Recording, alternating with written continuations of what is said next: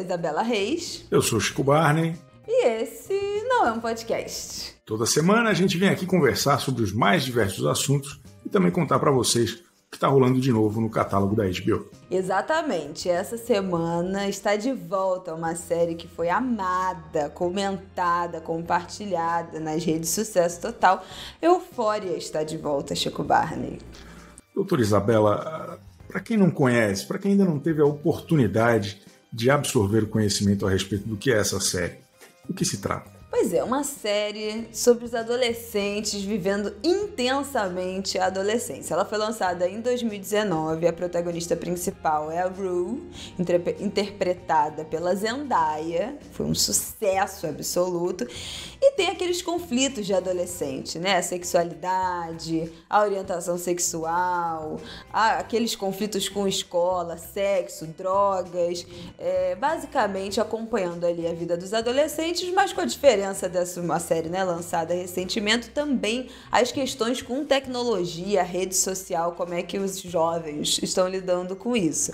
E agora, chegando aí para a segunda temporada. Nessa segunda temporada, tem umas novidades que ficaram pescando aí, né, da primeira da pandemia, que a Rue, que é essa protagonista, ela está com um problema com drogas, chegou a ser internada numa clínica de reabilitação e está lidando com isso.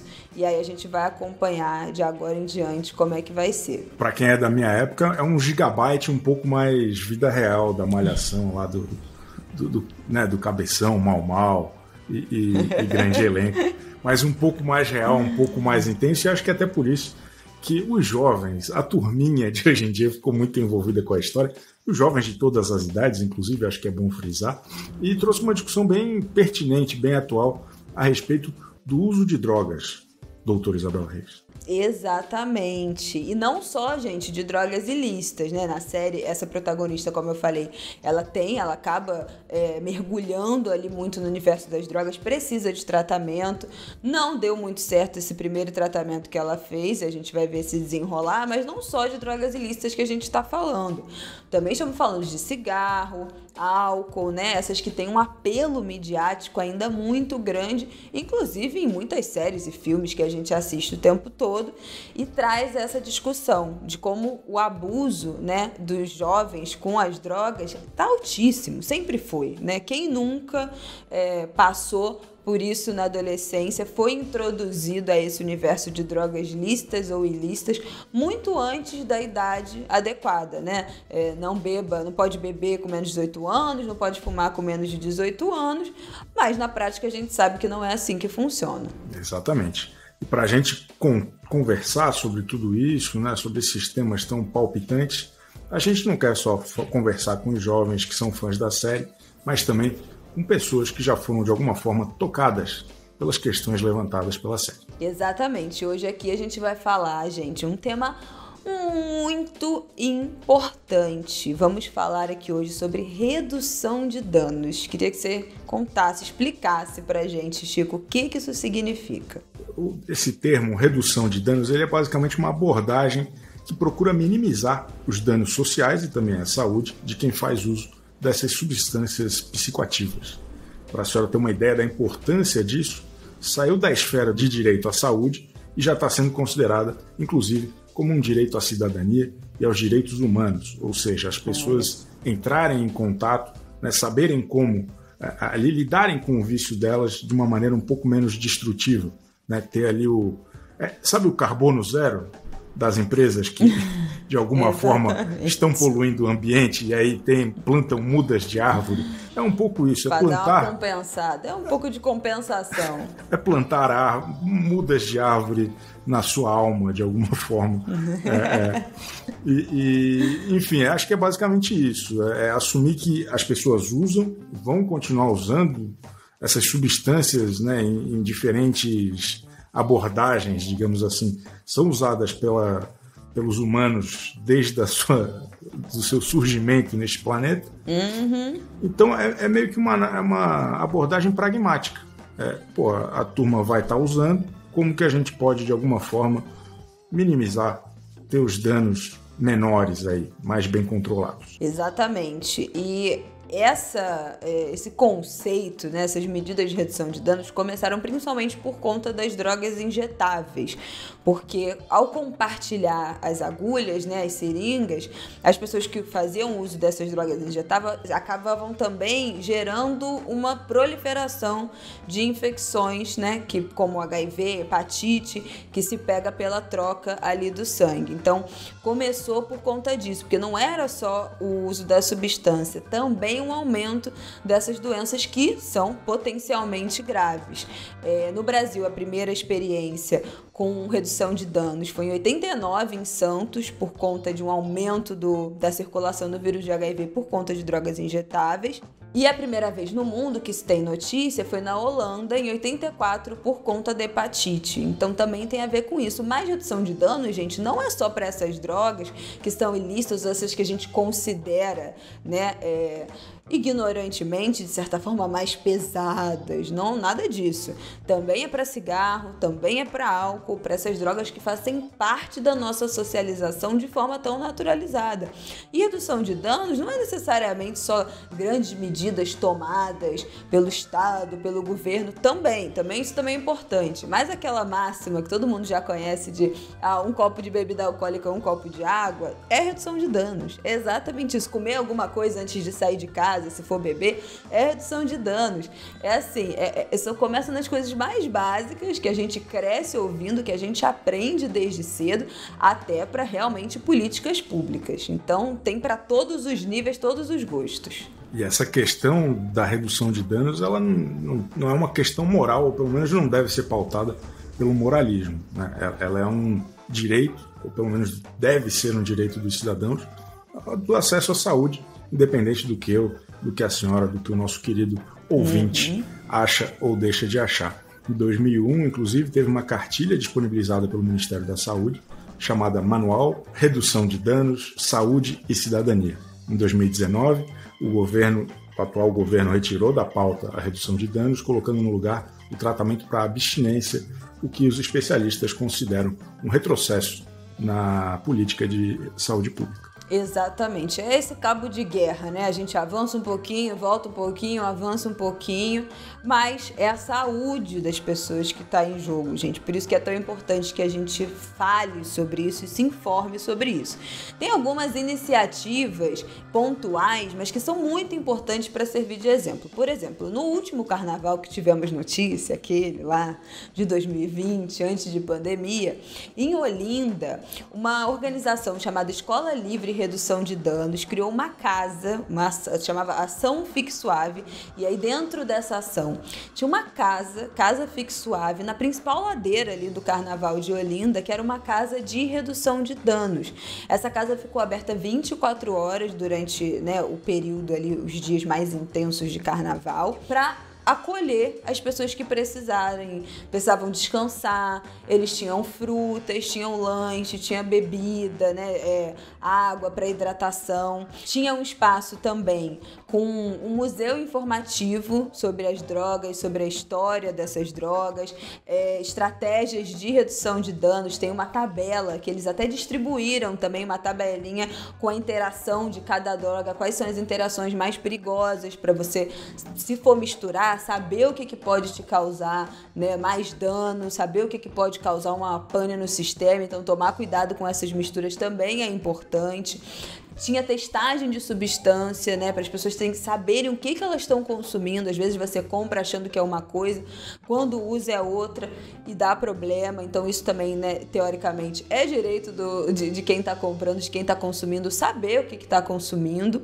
E uma área também de descanso, né, para as pessoas poderem descansar o corpo, quem está no batidão ali virado de carnaval poder descansar. E além dessa ação nessa casa, né, que ficou ali 24 horas, eles distribuíram pelo Carnaval de Olinda 5.000 kits que tinha soro, canudo adequado, né, para quem vai fazer uso de droga, poder não compartilhar o canudo, porque isso também gera proliferação de doença, de vírus, camisinha, pirulito, água, protetor solar, também essa tabela com as interações de drogas, seda, piteira. Então, assim, foi um kitzinho que foi distribuído no Carnaval de 2020, muito importante para reduzir esses danos. O carnaval é uma época do ano que a galera pega pesado, tem um carnaval chegando aí, vai ter, não vai ter, vamos aguardar. Mas, gente, se tiver um papo muito importante pro carnaval, a gente tá com essa energia de carnaval reprisada já aí, né, há 2 anos.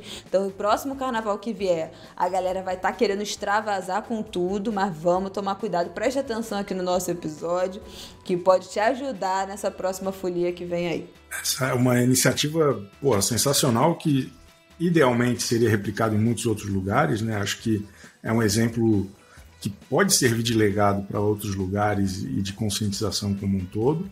E hoje a gente vai conversar com o pessoal que sabe bastante sobre esse assunto, começando com a doutora Beatrix Binerman, que é psicóloga, pesquisadora, atua no núcleo acadêmico de álcool e outras drogas da PUC-Rio.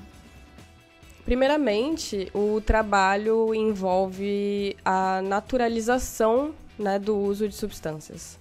Então, a pessoa que faz uso de substâncias, ela é frequentemente estigmatizada e alvo de uma série de preconceitos por parte da sociedade, né? Sobretudo se ela desenvolve algum problema decorrente desse uso.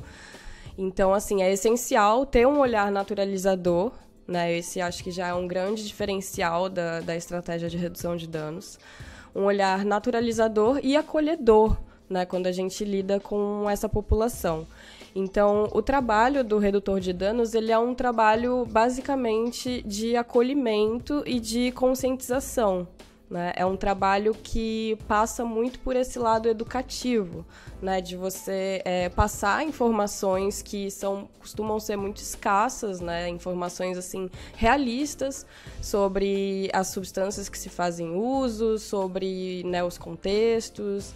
Então, eu diria assim que é basicamente um trabalho de conscientização, né, e de acolhimento, principalmente.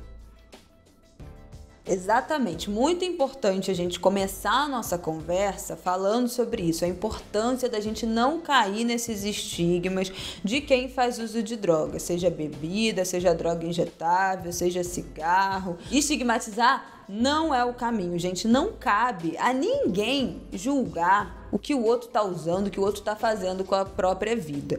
Eu acho que não cabe moralismos aqui, o Chico já tinha falado isso. Muito importante essa fala da Beatrix e a gente ficar atento e assim, eu acho que a comunicação aberta, com o espírito aberto para tratar desse assunto com honestidade, com verdade, com sinceridade, porque o abuso de drogas, gente, está muito mais perto do que a gente imagina. Pode acontecer a qualquer momento com pessoas muito próximas e muito queridas, principalmente do álcool, né? Que é algo muito naturalizado esse abuso do álcool. A gente, às vezes, vai passando batido, nem vê, né, o agravamento da dependência do álcool de pessoas próximas, de pessoas queridas, justificado pelo estresse do trabalho, pelo estresse da pandemia, né? Quantas pessoas não passaram a beber mais ou todo dia por conta da pandemia, pelo alto nível de estresse. Então, a gente precisa criar um outro olhar, educar o nosso próprio olhar também para lidar com essa situação, e o acolhimento, como ela disse, é a chave aqui. Exatamente. Esse acolhimento, né, ele fica mais fácil até da pessoa entender o que ela pode fazer da sua vida e quais são as perspectivas para fora quando ela entende que tem uma rede minimamente de apoio ou pelo menos não tem um julgamento pesado e tão naturalizado, né? Porque eu acho que o grande desafio mesmo é inverter o jogo, despolarizar esse negócio, porque hoje é normal, a gente acha normal falar disso, falar daquilo, e acho que estamos num ponto de virada que é muito necessário, até pelo conhecimento que existe hoje de tão fácil acesso. A doutora Beatrix falou também sobre a substância que mais traz malefícios que todo mundo conhece. Hoje, por exemplo, nós temos, acho que a substância que mais causa danos para si, né, e para os outros, né, para quem faz uso e para as outras pessoas que estão ao redor, né, que é uma substância lícita, que é o álcool, né, e você vê poucas iniciativas assim sendo feitas no sentido de conscientizar a população sobre um uso adequado do álcool, né. Esse papel acaba ficando muito mais na mão da própria indústria, né, que vende o álcool do que uma coisa mais social, né? Então é como colocar a raposa para cuidar do galinheiro, né? Então, existe esse mito, né, de que a redução de danos é apologia ao uso de drogas, né? As pessoas que têm uma abordagem assim mais proibicionista, mais conservadora, acham que falar sobre o uso de substâncias é fazer apologia, né? Justamente por não ter um olhar mais naturalizado, né, que nem a gente falou lá no começo, sobre esse fenômeno, né? Então, como se o problema fosse deixar de existir só porque a gente não está falando sobre ele, né? A ponto até de, muitas vezes, tornar a questão um tabu. Mas, na verdade, é muito pelo contrário, né? Falar sobre o problema que é o que a gente, né, prega na redução de danos, né, o que a gente faz, né, falar, naturalizar, conscientizar, né, isso é muito mais benéfico do que você simplesmente ignorar, achar que o problema não existe, porque as pessoas não vão parar de usar substâncias só porque ninguém está falando sobre isso. Né? Pelo contrário, é capaz delas fazerem um uso mais inadequado, né? Um uso mais arriscado, mais nocivo, mais sem informação. Porque o uso de substâncias, né, acontece desde que o homem é homem, né? Desde que o mundo é mundo. Né? Tem registros extremamente antigos de uso de substâncias, né? E não é não falando disso que ele vai deixar de existir, né? Pois é, o álcool é um negócio tão comum no nosso dia a dia que a gente até esquece que é um ponto de atenção, e a gente, esse contexto todo, né, de não falar ou de jogar para baixo do tapete, de acaba botando um peso às vezes muito maior nas coisas e dificulta de certa forma a busca por soluções. Não, completamente. E assim, eu acho muito importante a gente também estar atento, como família, como amigos, né, nos nossos papéis que a gente vai ocupando no nosso ambiente, na nossa comunidade, aos nossos pares, né? Atenção àquele amigo que toda vez que não consegue se divertir se não beber. E eu acho fazer também uma autoanálise, né? Se você só consegue dormir bem se você tomar 2 taças de vinho antes de dormir todos os dias, ou só consegue relaxar depois do trabalho depois de tomar 2 cervejas, se você só consegue estar com seus amigos ou ir para uma festa se você estiver bebendo, senão você não consegue se divertir. Isso não é trivial, gente. É muito naturalizado, mas às vezes a gente fica até com a sensação de mas eu achei que todo mundo fosse assim. Não, todo mundo, nem todo mundo é assim. A gente precisa ficar muito alerta, porque essa dependência vai aparecendo aos poucos e se ocupando da nossa sociabilidade, né? A gente socializa, a gente se reúne em volta do álcool, e muito mais do que da comida, né? Dependendo do contexto. Se você é jovem, se você tem uma vida mais de sair de casa, ir pra balada, menos caseira, as reuniões são praticamente todas em volta do álcool. E o quanto isso é essencial para o seu relaxamento, para o seu lazer, para a sua diversão, são as coisas que a gente tem que ficar atento, porque é muito naturalizado, desde criança. Eu duvido que qualquer pessoa que esteja ouvindo aqui, a gente provou a bebida alcoólica pela primeira vez realmente só depois de 18 anos, né? Eu comecei a beber ainda adolescente, beber muito. Adolescente com 14, 15 anos foi a época que eu mais bebi na minha vida, uma coisa completamente descabida, escondido, né? Claro, mas assim, com uma facilidade de comprar bebida em qualquer lugar, que hoje em dia, para mim, é muito estarrecedor. Eu não tinha cara de alguém de 18 anos, eu tinha cara de alguém de 15, de 14, e a gente comprava bebida com muita facilidade. E a gente até já comentou aqui, rindo, né, no episódio que a gente fez lá dos traumas de infância e infância dos anos 80, molhar o dedinho no vinho e provar, beber a espuminha da cerveja do pai.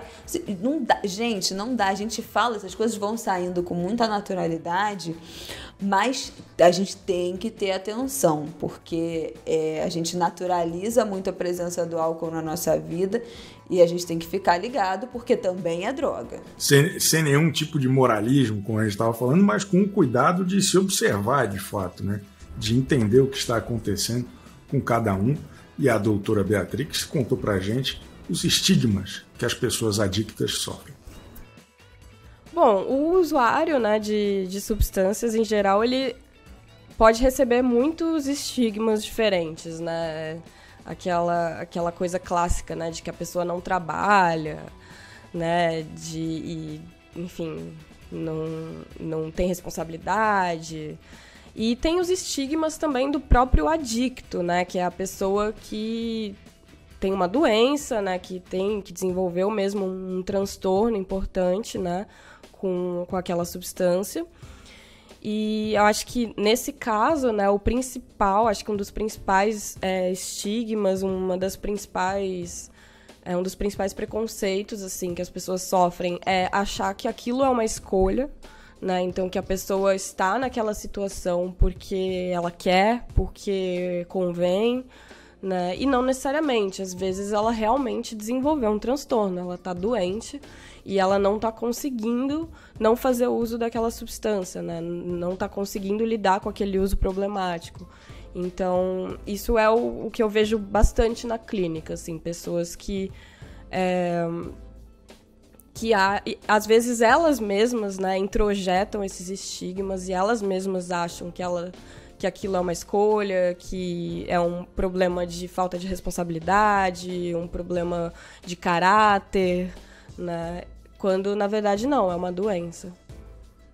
Aí que a gente vê como é importante a informação para a gente ter uma família, uma rede de amigos, como ter pessoas informadas ao nosso redor pode facilitar muito, né? Alguém que está lidando com um problema realmente, com a doença, né? De ser adicto como uma doença, como pode facilitar ter alguém com informação adequada, que sabe que aquela pessoa não está daquele jeito porque quer, que não é só força de vontade, simplesmente, né? Não, é só você não beber.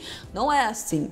Então, como ter informação pode facilitar e como não ter informação pode ajudar a fundar mais ainda, dificultar ainda mais a recuperação de alguém que está precisando de ajuda. E tem em mente que não é uma escolha. A gente está falando aqui dos casos mais graves, mas também quem usa recreativamente, é importante estar atento e muito bem informado, alerta aos sinais aí e ao que está acontecendo. Exatamente. Então, lembrem-se de ficar atentos a esse, eu mereço, eu preciso, eu tô estressado. Os argumentos que a gente vai usando para se convencer de que a gente precisa de mais um pouquinho, até perder o controle. Então, gente, também passamos aí, é claro, pela autorresponsabilidade, pela autoanálise e também para informar as pessoas ao nosso redor, estar atentos aos nossos queridos, porque eu acho que dentro desse processo de redução de danos também entra muito a gente tomar conta da vida dos outros, prestar atenção nas pessoas que estão com a gente, porque esse cuidado coletivo é muito mais importante. A Beatrix finalizou com mais uma contribuiçãozinha aqui para o nosso papo. As pessoas que têm problemas com substâncias, né, que desenvolvem algum transtorno ou só tá fazendo um uso um pouco problemático, né? Elas ficam muito perdidas, sem saber o que fazer, sem saber para onde ir, né? Então ter alguém para conversar, para dar uma luz, né? E alguém que não vá julgar, principalmente, que não vá, né, estigmatizar, acaba sendo muito importante para elas. Na verdade, a maior parte das pessoas usam e não são adictas, né? O próprio álcool, por exemplo, né? Se a gente pegar aí o exemplo do álcool, muitas pessoas tomam aí uma cerveja no final de semana e não tem mais problemas com isso, né?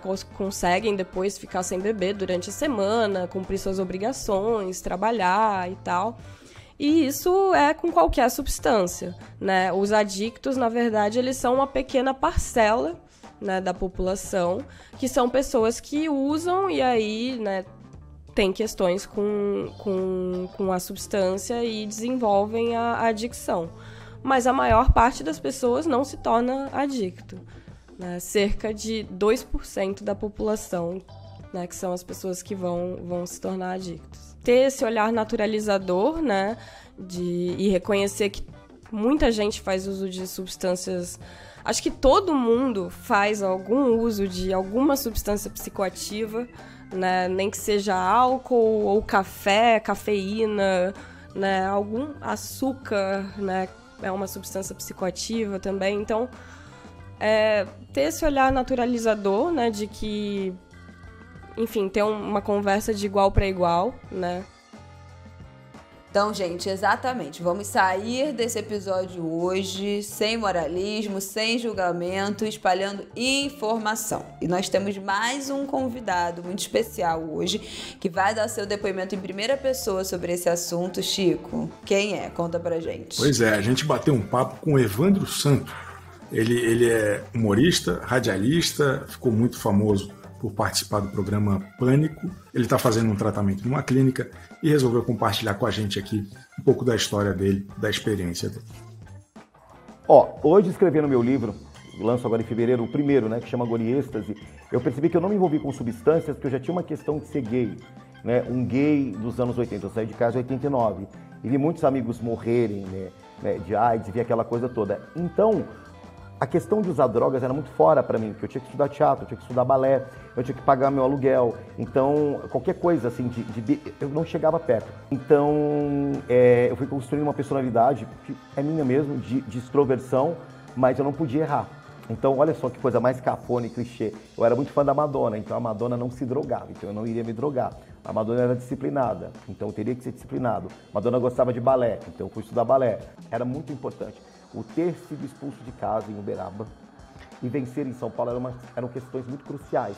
Então, drogas não entrava. Então, quando eu já tinha viajado, já tinha ido para Nova York com dinheiro emprestado para fazer curso de dança e teatro, já morava sozinho. Com 29, que eu fui tomar a primeira droga ilícita, que foi o êxtase.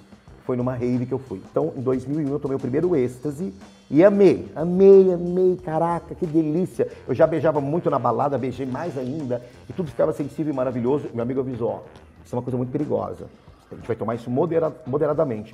Então, durante 2 anos ou 3, eu tomava uma vez ao ano, só que esse uma vez por ano foi indo para 10 meses, depois 8 meses, 6 meses, 4, quando a gente viu, a gente estava na primeira geração tomando droga sintética todo final de semana. Mas, assim, até então, eu nunca tinha ouvido falar da palavra adicção, era só um termo droga recreativa.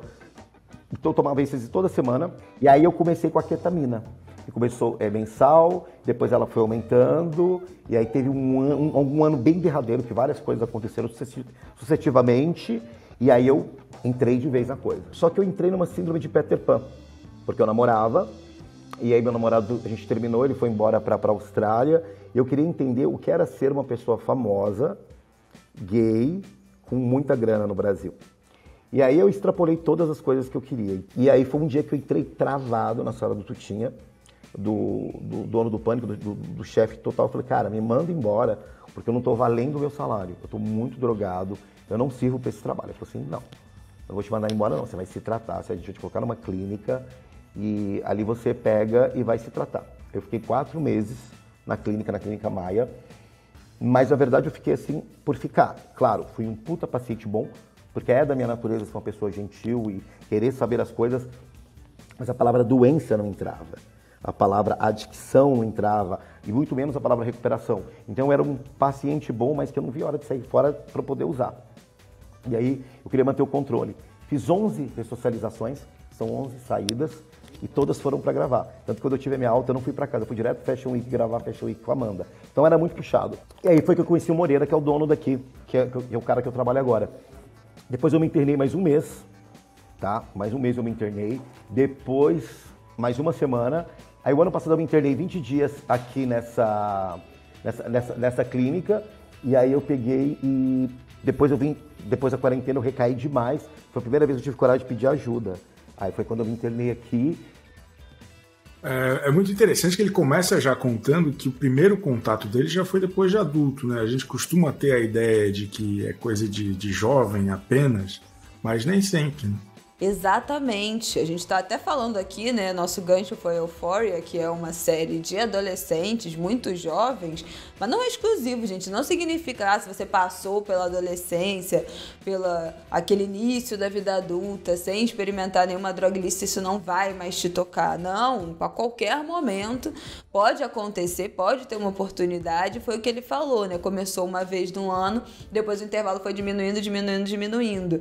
E eu achei importante desse depoimento dele, ele ter falado como foi difícil, de fato, aceitar esse diagnóstico de ter uma doença, né? De ser uma pessoa que não consegue lidar com o uso apenas recreativo e mergulhar nesse tratamento. Fiquei ali 4 meses, mas eu não estava com a cabeça ali. Eu estava com a cabeça, eu cumpri o protocolo, mas eu queria sair para usar de novo.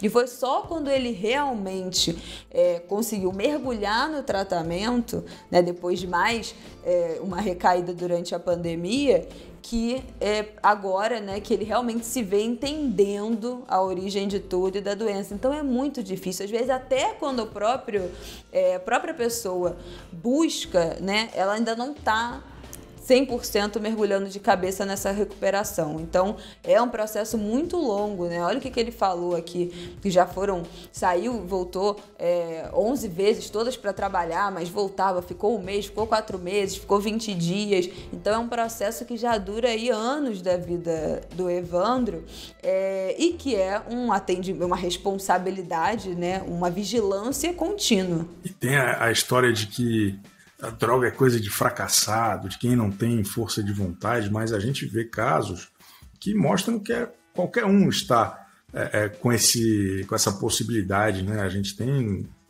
Michael Jackson com um problema com remédios, Prince, Britney Spears. Recentemente teve a história do Whindersson, humorista, narrando sua relação com as drogas e do problema que ele teve.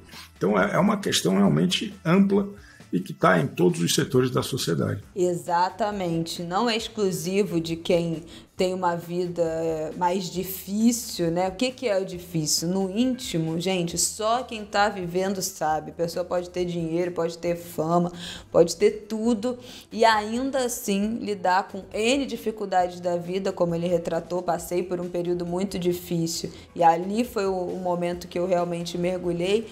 Então a gente não tem como saber. O que a gente vê como público, né, dos famosos, o que a gente vê da vida dos outros, não tem como saber e a gente cai de novo. Não dá para julgar. Não dá pra gente ficar aqui no lugar de julgamento de ninguém, porque a gente não sabe o que acontece na vida de ninguém. É o olhar acolhedor. E ele contou pra gente como é que foi esse momento pós, né, internação, essa ressocialização, como é que é esse processo. Então, eu acho que uma das coisas mais difíceis não é a internação, é a pós-internação. Porque você é considerado fracassado pelos seus amigos drogados, que usam drogas, seus amigos adictos.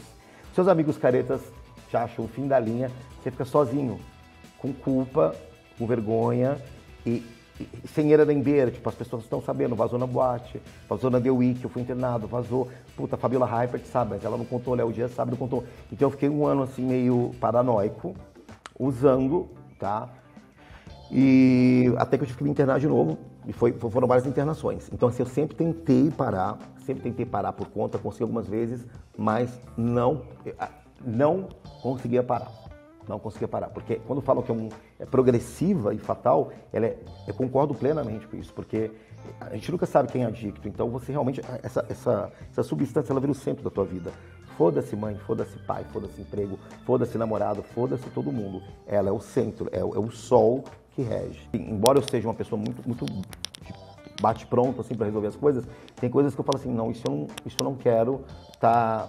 Porque eu também estou me reconhecendo, né? Então, não é só tirar a substância, a gente bate muito na coisa do autoconhecimento. Tanto que tem gente que fica limpa, mas não tem recuperação. Vira e mexe, recai, porque fica com a porra da droga do comportamento. Que ela começa, a gente vê quando vai recair antes de usar. A gente percebe pelo comportamento, a gente já saca, puta. Aí você consegue alertar, mas quando tá na rota de colisão, não há o que fazer. Passa. Então você entende que raiva passa, tristeza passa, alegria passa, euforia passa. É como você reage a tudo isso que vai fazer a diferença. Existe vida sem drogas, porque a vida é muito interessante. Se você é 1001 possibilidades, pra quê? E assim, eu sou da safra, eu sou de um tipo de adicto que perdeu quase tudo por causa dessa porra. Então não faz nem sentido. E é muito perigoso facilitar. Então eu gosto de viver a realidade clínica porque a gente vê coisas, ouve coisas.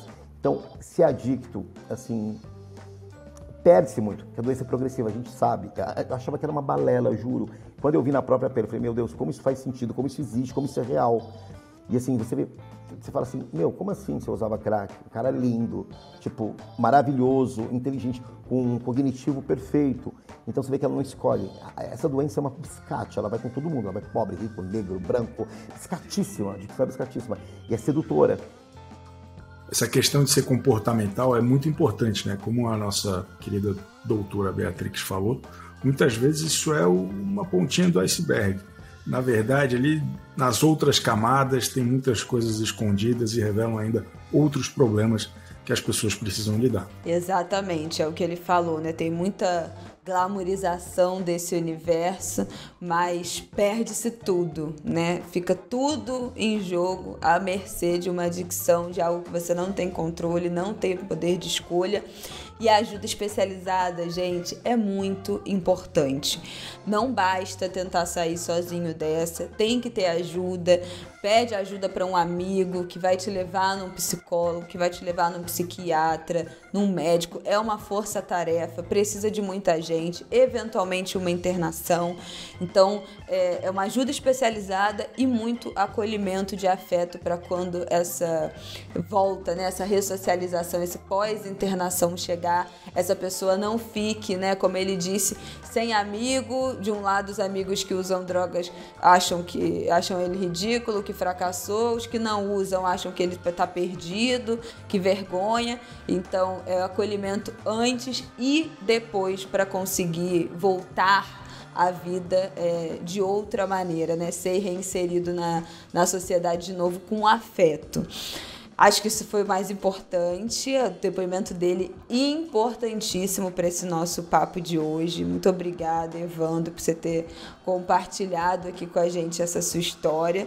Um assunto muito importante que a gente tratou aqui hoje, difícil, né? Vocês viram que hoje a gente está aqui sem risadinha, porque é um assunto sério, mas que a gente precisa tratar e foi uma ótima oportunidade poder falar disso aqui hoje. Pois é, a gente podia ficar mais horas aqui discutindo isso. Mas eu queria saber agora dos ouvintes, usando a nossa famosa hashtag não é um podcast, o que eles acham da série, o que eles acham das histórias que a gente contou aqui, dessa questão de redução de danos e tudo mais. Hashtag não é um podcast em todas as redes sociais. Exatamente, gente. Compartilha com a gente e também compartilha esse episódio com alguém que você acha que precise ouvir esse papo. Muito importante a gente fazer essas mensagens, essas informações, esse material quase educativo aqui que a gente trouxe hoje, chegar o mais gente possível nesse início de ano, novas energias, de prosperidade, uma vida aí nova começando. Então, manda esse episódio aqui para alguém nos agregadores aqui de áudio, de podcast, no YouTube